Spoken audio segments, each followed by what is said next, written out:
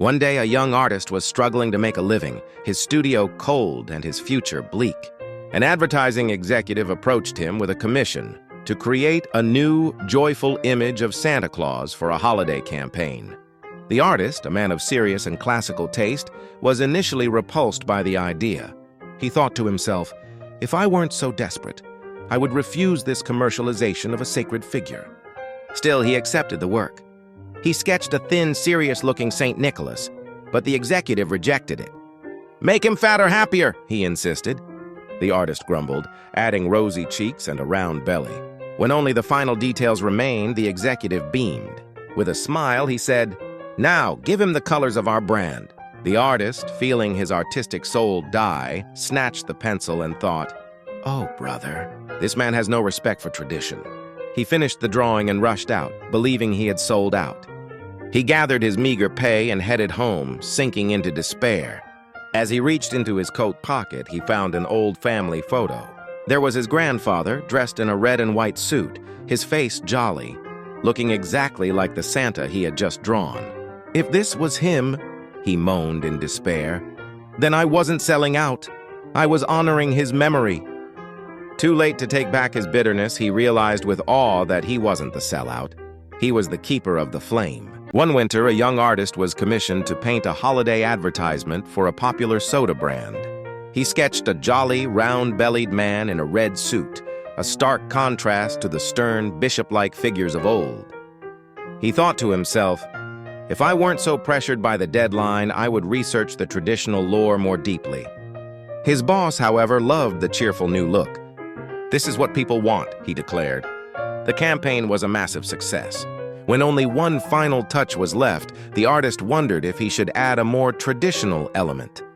With a stroke of his brush, he instead added a twinkle to the man's eye, solidifying the new image. He sighed, feeling he had sold out his artistic integrity for commercial appeal. Years later, he opened a history book and gasped with surprise. There was his painting, celebrated for defining the modern image of Santa Claus for generations. "If my work is here," he whispered, "then I wasn't just selling soda, I was creating folklore." Too late to change it, he realized with awe that he was the innovator, the influencer, the myth maker. Before you doubt your impact, think about it. Maybe your small contribution is the one that will be remembered. One night, a father was tucking his young son into bed, exhausted after a long day of holiday decorating. He had spent hours stringing lights and setting up a large inflatable Santa in the front yard. He heard his son whisper that the Santa in the yard wasn't the real one. The father explained that the real Santa was too busy for pictures, so this was just a helper. The boy seemed to accept this. Later, as the father passed the living room window, he saw his son outside, talking earnestly to the inflatable figure. He felt a pang of guilt, thinking, I've crushed his belief in magic and now he's talking to a plastic bag. The next morning, the father found a note under the inflatable Santa. It read, "Thank you for watching our house." He gasped with surprise as he looked at his son's drawing of the family and Santa together. If he knew it was a helper, he moaned in despair, then he wasn't losing his magic, but creating his own. Too late to take back his judgment, he realized with grief that he was the one who lacked faith, not his son. Before you assume the magic is gone, think about it. Maybe you are the one who stopped looking for it. One year, a father struggled to explain Santa Claus to his skeptical son. He showed him old books with drawings of a stern, thin bishop in green robes. He told him tales of St. Nicholas, a man of charity from long ago. But the boy wasn't convinced. "Santa is fat and wears red," he insisted, pointing to a magazine ad. "He drinks soda." The father felt a pang of frustration, seeing the magic corrupted by commerce. He thought, if only I could show him the real story, he'd see the true spirit of giving. Year after year, the boy held on to the commercial image. Finally, as a young man, the son gave his father a gift. It was a framed vintage ad of that same soda-drinking Santa.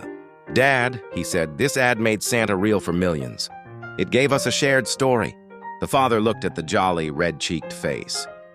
He realized with a start that the magic wasn't lost. It had just found a new way to be told. Before you judge change, think about it. Maybe it's just the story finding a new voice. One evening, a young father was assembling a toy train set, muttering about the commercialism of Christmas. He found an old magazine from the 1930s and flipped through its pages. He saw an ad featuring a jolly red-suited Santa Claus drinking a bottle of cola. He scoffed. "See? A corporation invented the Santa we know, just to sell their products." He thought to himself, if only people knew, they wouldn't fall for this lie. He saw another ad, then another, all cementing this belief. When his son asked about Santa, he hesitated. With a cynical smile, he started to explain how it was all a marketing ploy. He reached for an older encyclopedia to prove his point. As he opened it, he gasped with surprise. There, in an illustration from the 1880s, was the same round, red-suited man. If he was here, he moaned in despair. The ads didn't create him, they just made him famous.